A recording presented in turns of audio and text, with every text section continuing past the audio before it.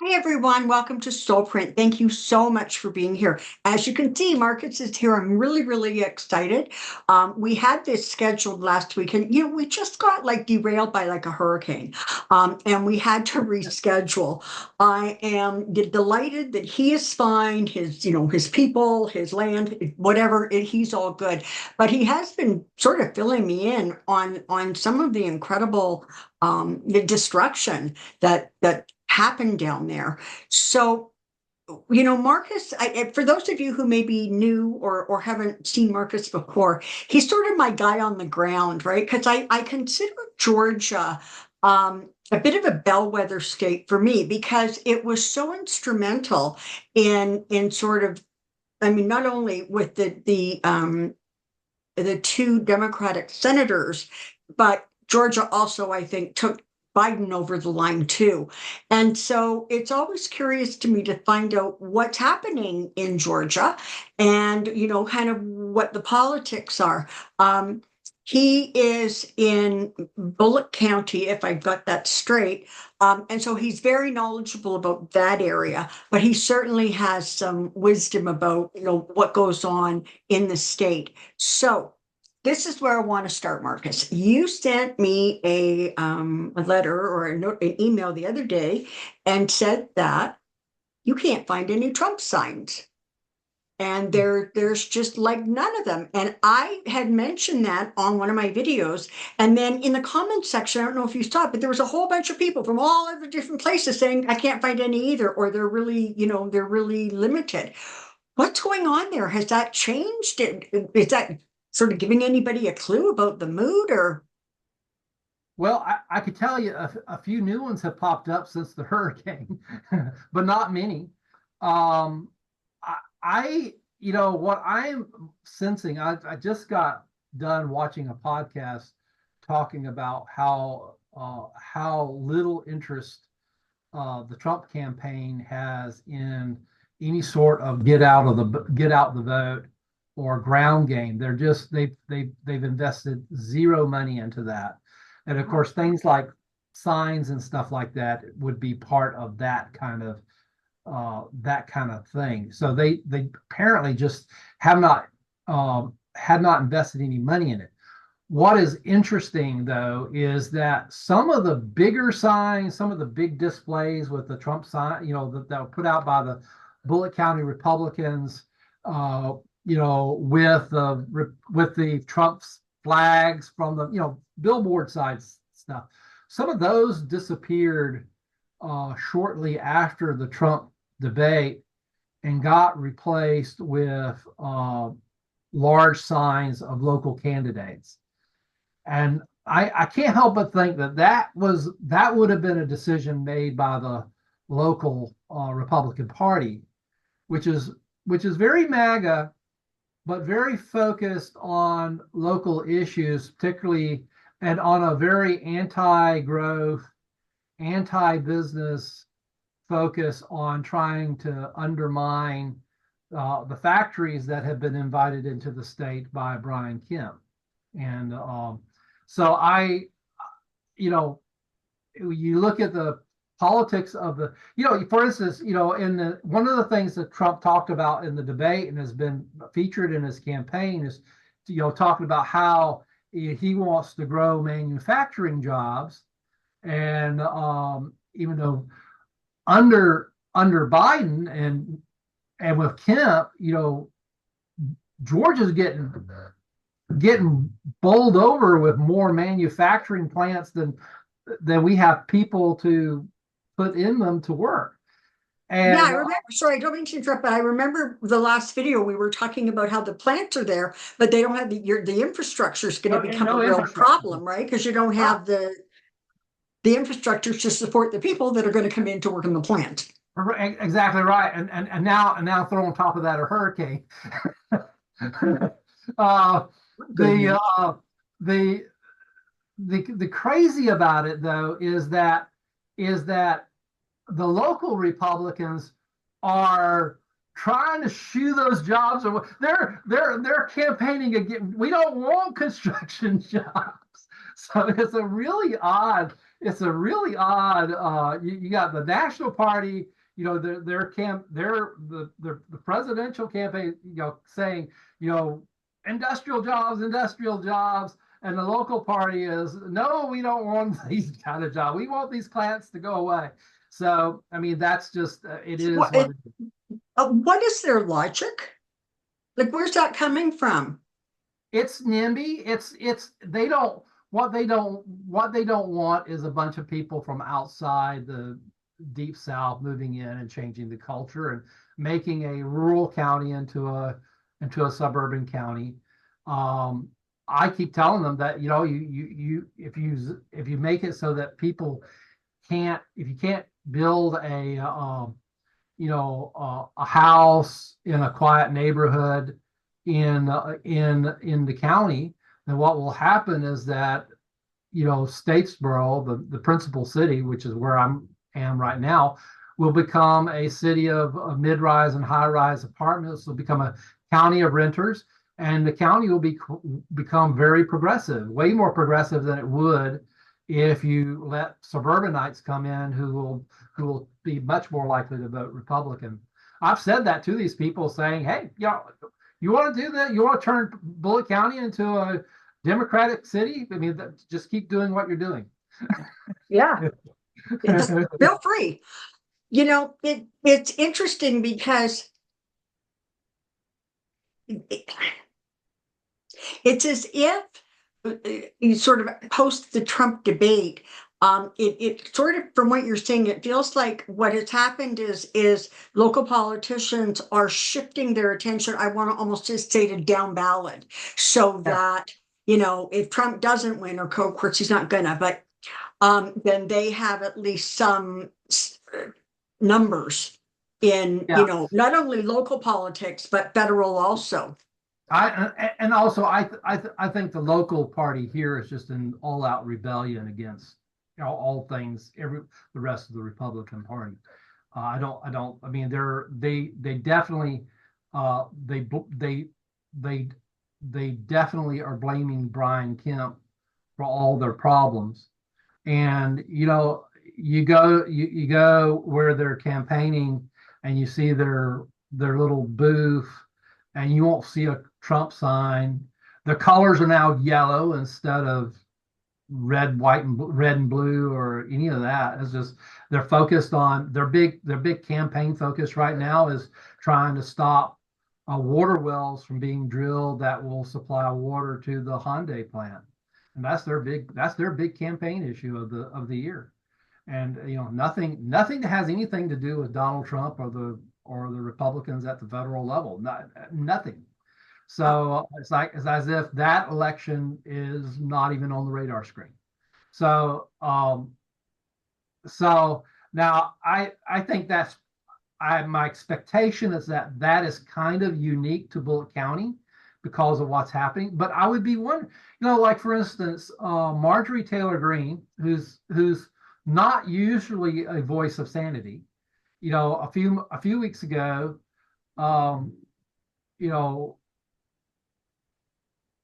to the issue about the eating the dogs and the cats, basically said we really don't need this kind of racist rhetoric right now.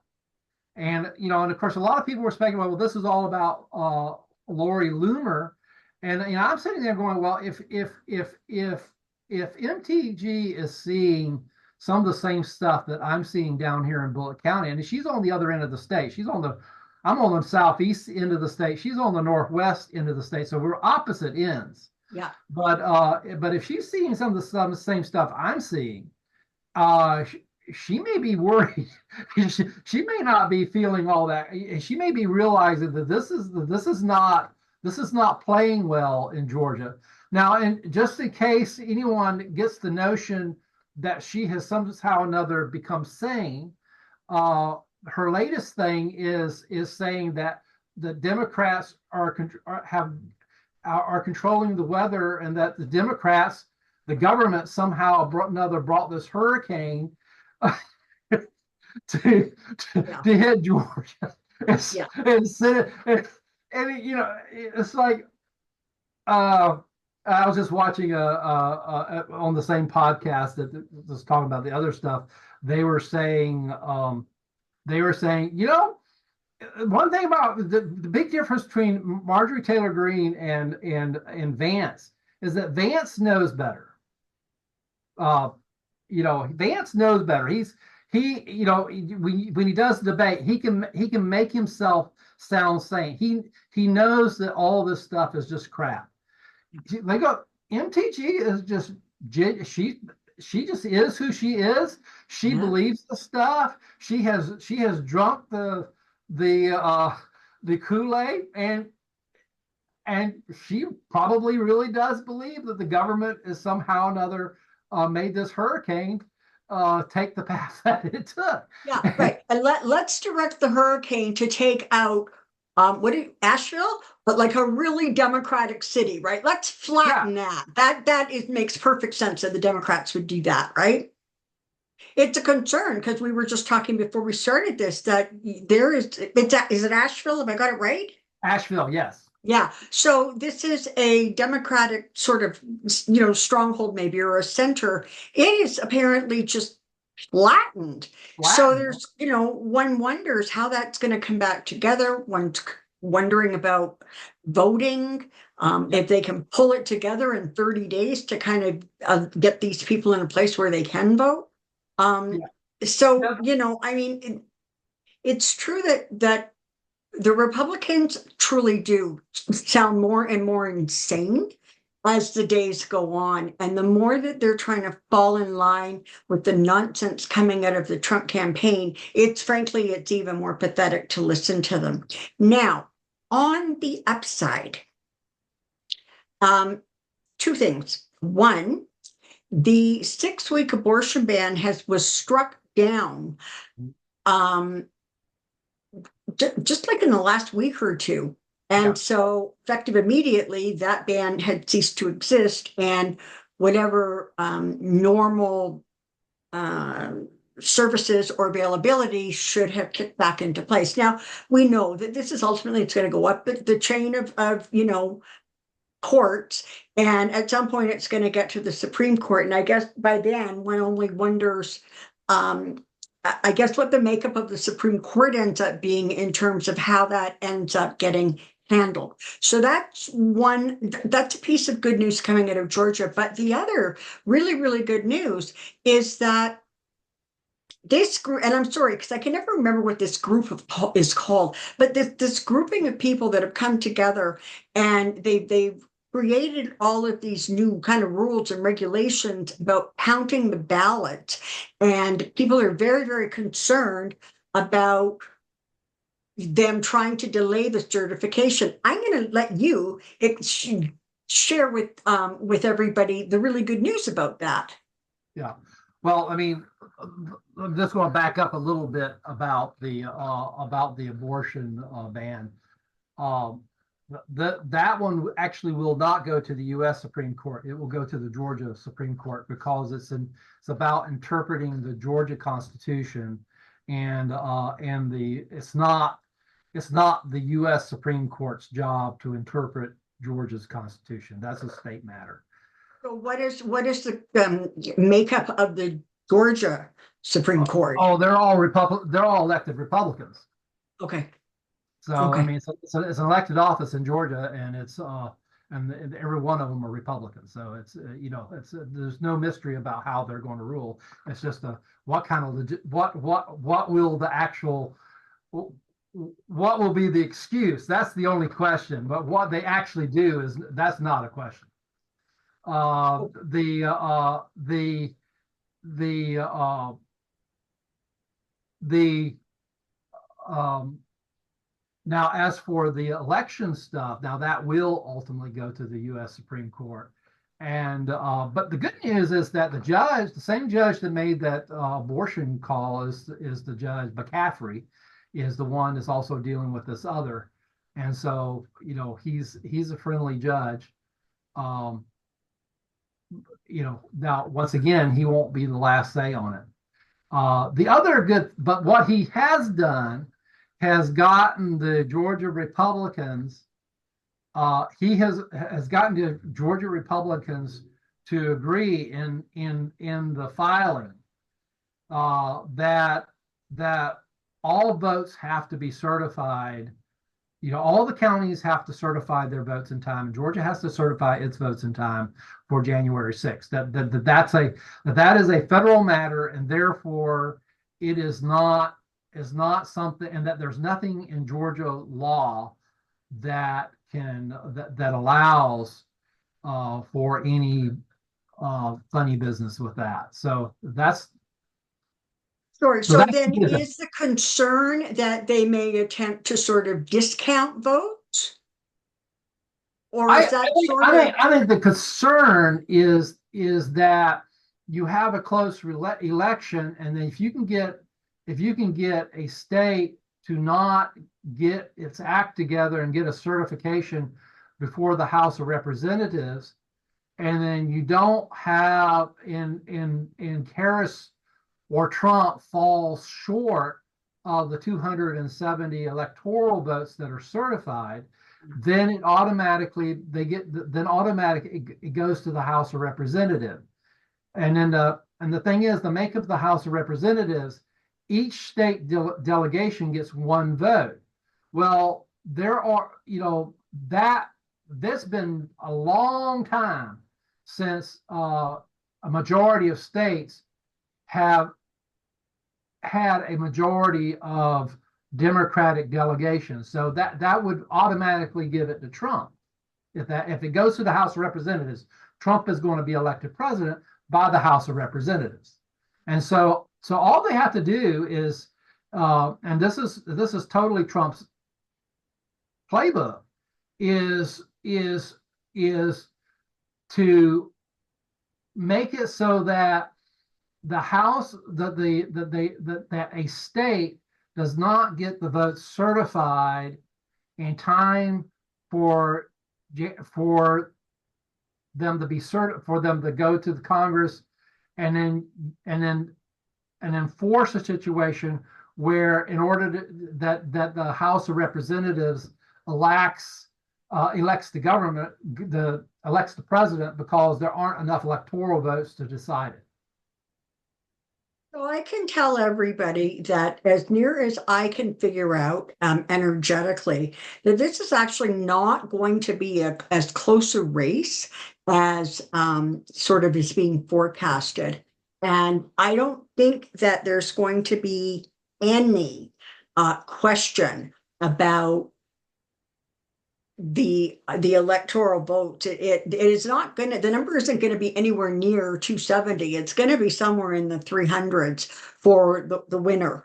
And so that hopefully will minimize some of the nonsense.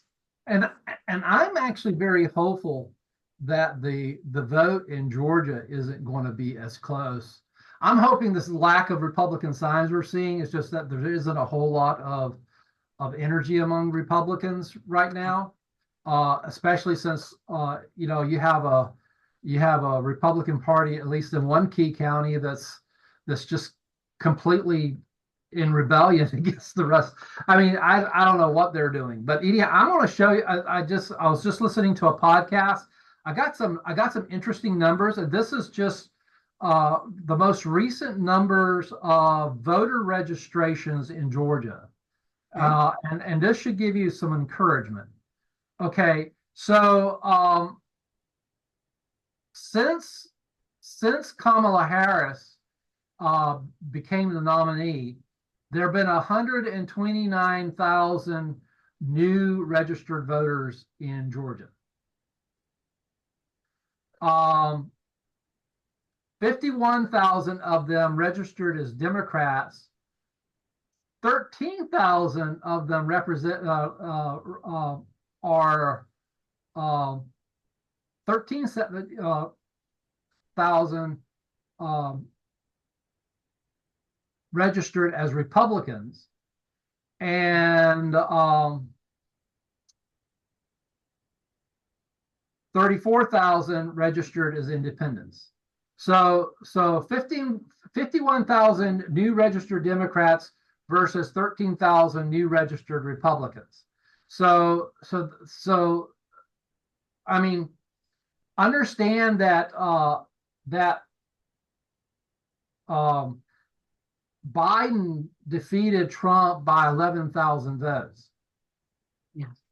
Okay. So and then 56% of the new registered voters are under 34, and 53% of them are people of color.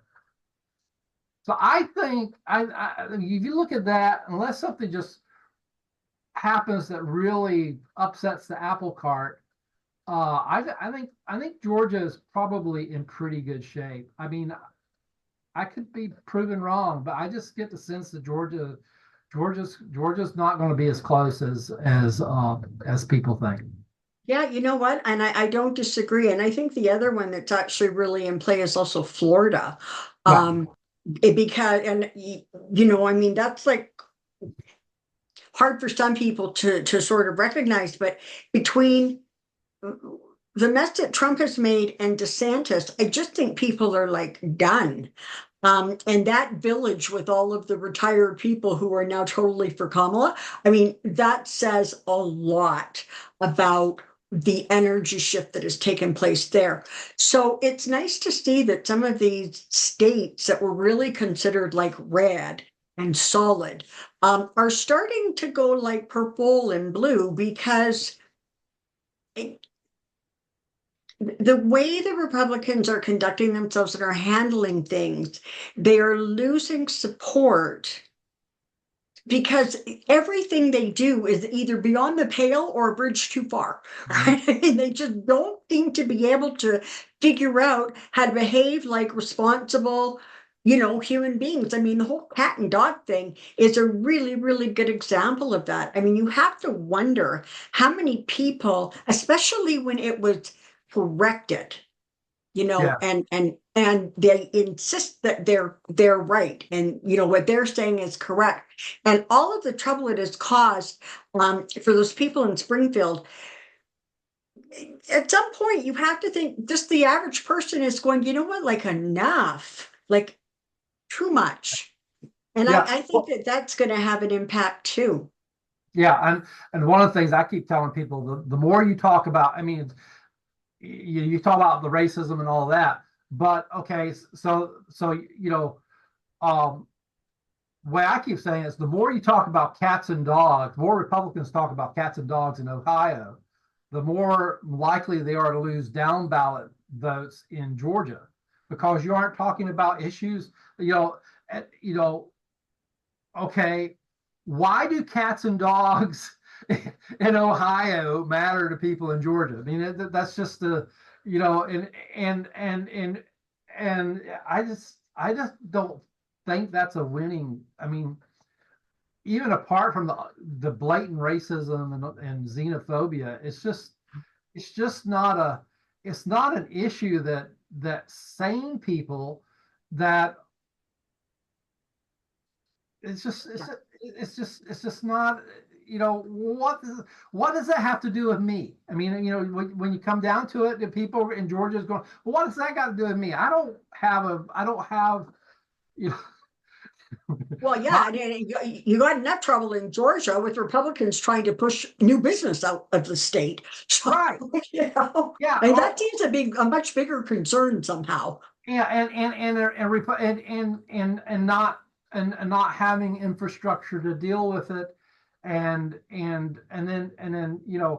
um crazy Republican politicians, canceling Christmas. This is a total of my local issue, but the local Republican group here sued the Downtown Development Authority in Statesboro over something I don't even want to get into, but what it boiled down to was caused the Downtown Development Authority to have to cancel the Christmas parade and all the holiday events around Christmas. And that has turned out to be, after that, I was having a lot of Republican business people say, we're going to vote Democrat. We're tired of this. So I mean, it's just, I think I think I I honestly think, and one of the things that makes me think that this election is not going to be especially close is just the sheer number of business people that keep telling me saying, I am fed up with the crazy. I've gone from worrying about taxes uh, to worrying about these people putting us out of business. Putting us out of business over crazy chaos stuff that destabilizes everything, and I can't plan, I can't invest, I can't I don't know what the government's going to do because of some crazy shutdown.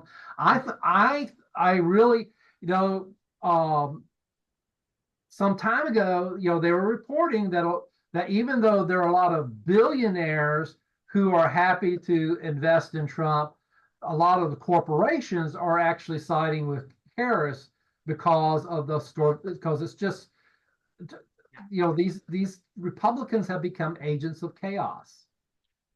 So where does that put like Kemp in this? Because am I not correct in remembering that he was the one who was welcoming in all of this business? So Yes, now what? Is he like on the outs with his own party, or is he trying to sit on a fence?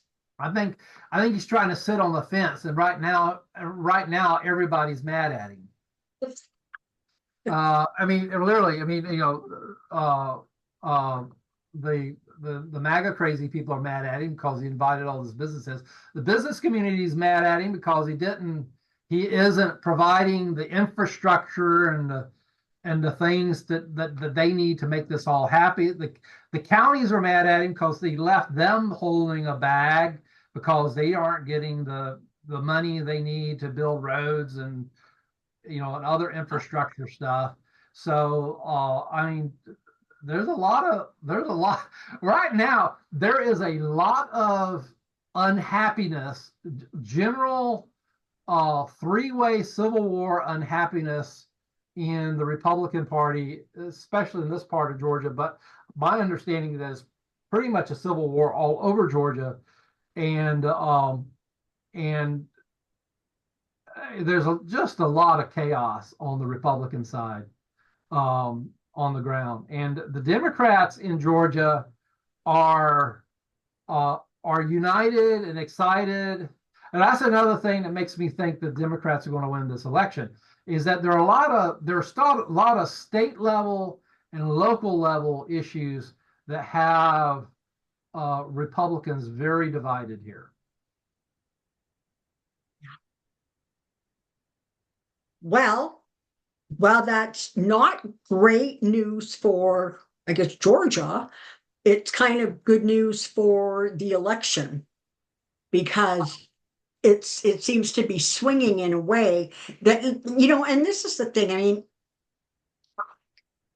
you can't conduct a political party with 8 years of chaos and think that people are just going to keep going along with it. At some point, they just hit saturation and they're done. And Yeah, I think with Kamala, she's just created this like wave of excitement and enthusiasm. And I think that that is actually translating to people who maybe are casual voters or haven't been paying attention. And all of a sudden they're going, wait a minute, what the hell's been going on, in my city, in my county, in my state, when I was busy like trying to live my life and make a living and whatever. And I think that the Republicans don't have, I mean, honestly, if Trump and Vance is the best that they can come up with, they got nothing. yeah. And here's where I think the hurricane brings a big unknown. People tend to unite and work together when in the context of a disaster. And Statesboro got roughed up pretty good, but we actually ended up better than most places on either side of us. I was just in a business meeting today, and the guy who's sort of the regional director for Georgia Power was talking about how their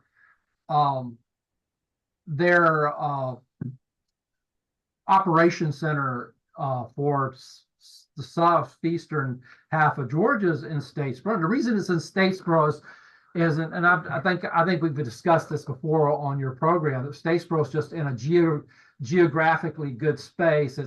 Its elevation's high. It's far enough away from the ocean. It's and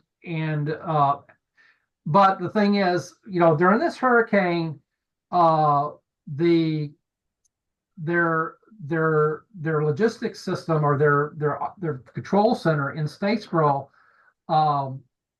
was completely incapacitated. And not only that, but they lost all their control centers all over South Georgia. And Georgia Power was blind. They couldn't communicate. They didn't know where power lines were down. They didn't know where their trucks were. They didn't even know whether the trucks were, are the trucks still there? Are the drivers alive? I mean, they knew nothing. And so they spent the first half of the day. It turned out that a local telephone company and internet company called Bullock Solutions, their system was still together, and they literally had to move the computers and all from the Georgia Power Center to Bullock Solutions and plug in so that they can connect to the computers in Atlanta and actually regain communications with all the trucks and everything. That was a half day just getting the operations center so that they can give their linemen instructions on what to do. And then and he says, Statesboro's in pretty good shape. He said, even though Savannah was further away from the hurricane, but because the wind was being sucked in off the ocean, he said, Savannah is way worse damaged than Statesboro. It says everything to the west of Statesboro, just says cities like Valdosta and Waycross and Swainsboro are still completely without power now. Massive damage to buildings and structures, wind damage, that just huge areas of South Georgia is offline, heavily, massive disasters there. It's the worst. He said it is the worst storm event in Georgia Power history. And the Republican Party has been in chaos on the ground level in Georgia, and I just have a feeling that these counties, if the chaos continues, if the crazy talk continues through this, come election day, there will be hell to pay in these red counties. Yeah. So speaking of which, just so you guys know, Marcus and I are recording this on Friday afternoon. You guys are going to see it probably Monday. And on today, Trump is somewhere in Georgia meeting up with Kemp. Apparently, Trump and Kemp haven't been together in the same space since 2020 or something. Because, Trump was pissed off at Kemp because Kemp wouldn't do his bidding and switch the numbers in Georgia, right? Mm-hmm. So I'm not sure what's going on with that. By time this airs, if it was a disaster, we're all going to know about it. I just said to Marcus, though, before we started, I really hope he doesn't go out there and start throwing any more toilet paper rolls at people, because it's really not a good look. And I think that, when you have so much damage, somebody coming in and just sort of almost making light of it is again, it's just not going to sit well. And this is one of the things that's sort of fascinating, as a Canadian, to sit back and watch, is it's as if the Republicans haven't figured out that they actually don't have time to reverse engineer this and sort of fix it. They're like 30 days. You can't just correct disasters and I'm not talking about natural disasters, I'm talking about political disasters in that period of time. And when you start messing with a natural disaster and people's lives and their livelihoods are on the line and they're disturbed, you've got all kinds of areas where and this is not only Georgia, I mean, this is North Carolina, there's other space, states that were really, really impacted. You can't be cavalier about that. They want to know that their politicians are on the ground and they're working their asses off to try to get things back to normal. And I don't see how, and not only the fact that Trump was just there a few days ago and making a whole bunch of false statements about what Biden was or wasn't doing, and then Kemp literally had to like correct that, or had been giving, doing something just ahead of that was talking about how supportive the Biden administration had been. So it's like at some point, if the Republican politicians aren't done, it certainly feels like the average person, Republican, Democrat, or Independent, are done. Yeah, it'll be very interesting to see. Um, and then you sort of, the flip picture of it. Yesterday, something interesting and historic happened, and that is Kamala Harris and Liz Cheney endorsed Kamala Harris, campaigned together in the city where the Republican Party was burned. Yes. I saw that. It was actually very, very impressive because they focused on just like the democracy and saving the country. And you can either choose sort of sanity or you can choose insanity. She didn't get into any sort of policy discussions, which is really smart because with Liz Cheney standing right beside her, right? You didn't want to Liz like roll her eyes or anything, but it was very, very well done. And one of the things that was super impressive was people literally chanting, "Thank you, Liz," Yeah. for doing what she's doing to help that campaign. It is incredibly impressive. And again, you have to wonder, for Republicans, soft Republicans, or Republicans who are just done, those kinds of things have to have a significant impact. I mean, not to mention Bruce Springsteen, okay? Because he had something to say about it too. Have you seen the commercial or the thing with Bruce Springsteen? He's like sitting in this like cafe, with a little American flag just to the side, talking about how, Kamala's the way to go, and he's supporting her. And some of the endorsements have been very impressive for Kamala. Really have. They have been, and I just this is such an interesting time because you see this coalition that's come together. Yeah. It is, this moment in history. The only thing like it, remotely like it, is, the 1790s. When the old Federalist Party became authoritarian and this is the time Jefferson became president, and then there was a series of 5 presidents, 4 of which were 2-term presidents of one political party because a party had become authoritarian, and where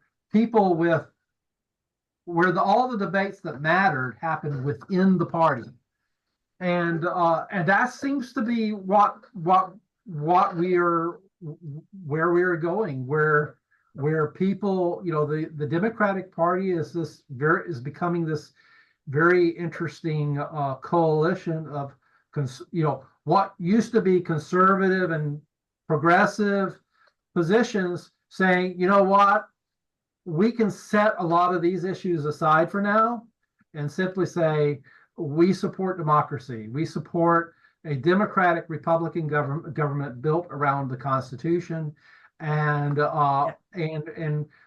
we can debate these other issues in primaries and caucuses, but when it comes to the general election, We are Americans, and that's what we're going to run on. Yeah. And that's where it has to be. And the other thing I want to encourage people.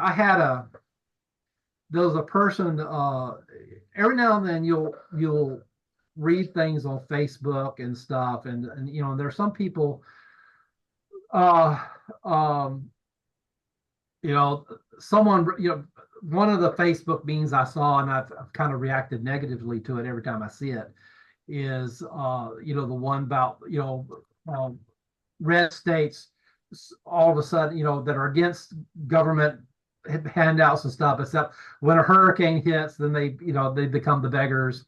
And, you know, and my response to that every time is, I get it. I understand what you're saying, but right now that's not helpful. Yeah, Right. You know, absolutely. this election is going to be decided by Georgia, not California.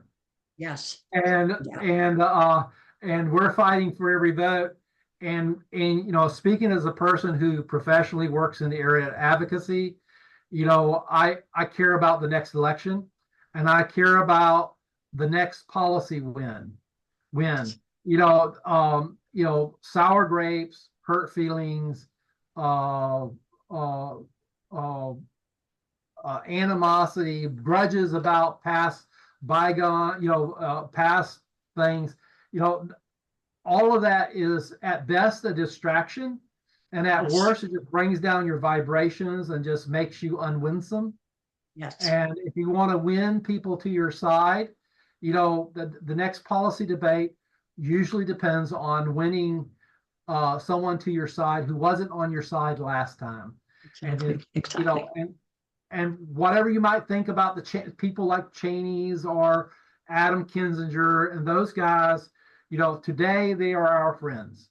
Yeah. Tomorrow, who knows? But today they're our friends, and we Exactly. work with them, and we should work with them, and we need to be very careful to be winsome and welcoming and positive and supportive to anyone in the path of a hurricane that has massively disrupted the lives of millions of people, but also massively interrupted the lives of millions of people in three of the most important states in this election. Yes. Yeah. Okay. So before we say goodbye, I want you to, I don't know, look in your crystal ball or read your tea leaves, just based on the energies around you, what you're seeing, what's going on. What do you think's going to happen when Trump is not elected and in fact sort of ends up so diminished and vanishing from the scene? How do you think the Republicans are going to handle that? That is $1 million question.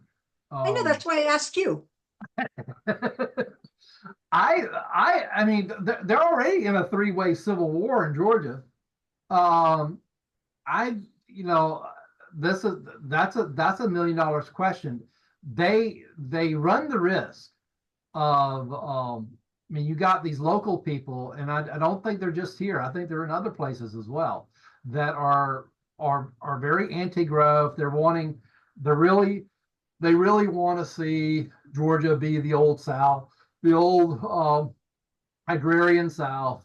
Um, and then you got these, you know, then you got the, you know, the business community that's all about growth. And yes, they want lower taxes, but doggone it, they like these factories and they want growth and they want commerce and they want, you know, they want to turn Georgia into this big manufacturing company and state. Um, uh, so and then you got the truly crazy people who just are in it for the chaos, or who are in it for the racism, or whatever it is that's floating their boat at the moment. And those people aren't going anywhere. Um, so I think, you know, my hope is that that um, if if if the local parties decide to go down this populist anti-growth line, that the Democrats will pick up a lot of these Republican business people. now, there'll be a consequence to that, and that is, the Georgia Democratic Party is probably never going to be, at least not anytime soon. It's never going to be this bastion of progressive thinkers in comparison, if you're comparing it to people that are in places like California. I mean, Stacey Abrams comes across as a progressive, but yeah, by Georgia standards, absolutely.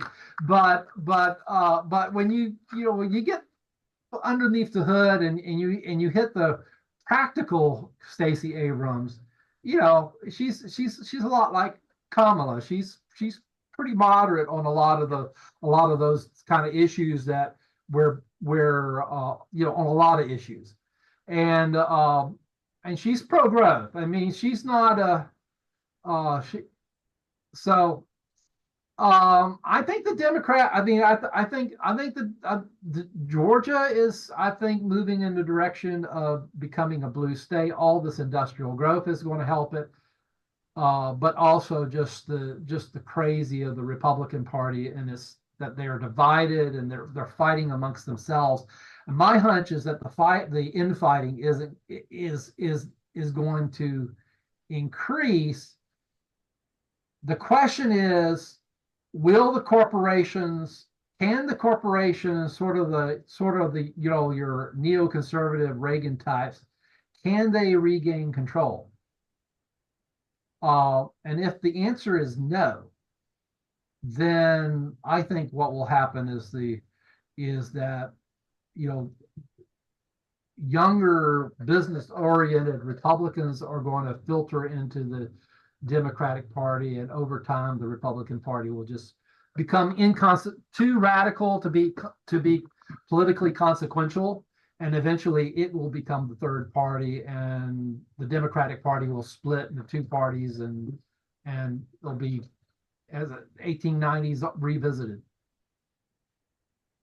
All right. Once again, thank you so much.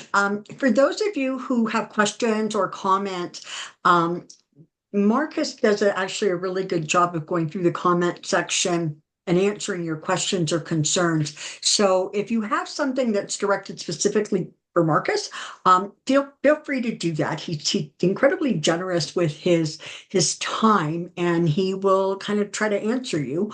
And for everybody else, don't forget, if you have questions of a more general nature, don't forget to put them in the comment section for Pendulum Friday. Thank Yes. you. Thank you so much, Marcus. And go ahead. thank you. And before we hang up, I want to put a large scale environmental issue on people's radar coming out of this hurricane, and it's really an issue for people sending love and light and prayers and all this. And this is a long-term thing. In other words, it's going to be a concern for about a year. I mean, Georgia is a big timber state, and an enormous quantity of trees in Georgia have been knocked down. And that's bad in itself.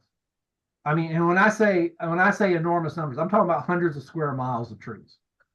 And I said that's bad. That from the economic perspective and all that, that's really costly for Georgia.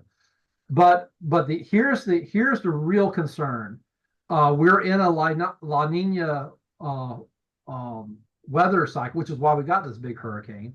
And in La Nina in the southeast, we're really prone to droughts. And there's a big concern that with hundreds of square miles of down pine trees that will be drying out, that we could have fire next summer. We could have fire events in Georgia that will look like Southern California or worse. And the Georgia Forestry Department is already trying to figure out what to do about it. I know that City of Statesboro, this is one of the things that they're telling everybody to, as they're cleaning up from the hurricane, to put the trees and debris on the street so that the city can carry it off. the city, they're already beginning to think about how can we create fire breaks and stuff. I mean, this is real stuff. They're already beginning to have these conversations, but that's a big thing of prayer because Georgia, North Carolina, Florida, these are, I mean, there's a lot of debris on the ground, and this is not a normal, it's just not a normal situation for this region. And this is going to be a big issue coming in about 12 months from now. Thank you for sharing that. And, I come from Alberta, and we have also been dealing with, forest fires. And I have to say that in all the time I've lived in Alberta, and I'm not exactly a spring chicken, I do not remember a summer like this one passed and the previous one where there was so much smoke in the air. And like, I'm not close to where the forest fires are, but that smoke is just drifting. And it gives you sort of an indicator of how big these fires are and frankly, how destructive they are. So yeah, thank you for sharing that, because I think we all need to sort of start focusing on trying to see if we can help Mother Nature like calm down a little bit, and perhaps um, increase some brain cells to people who are insisting that climate change isn't a real thing. All right. Thank you, Marcus. Thank you, Thank you. everybody. I look forward to seeing you next time. And until then, you take care and be well. Bye bye for You now. too.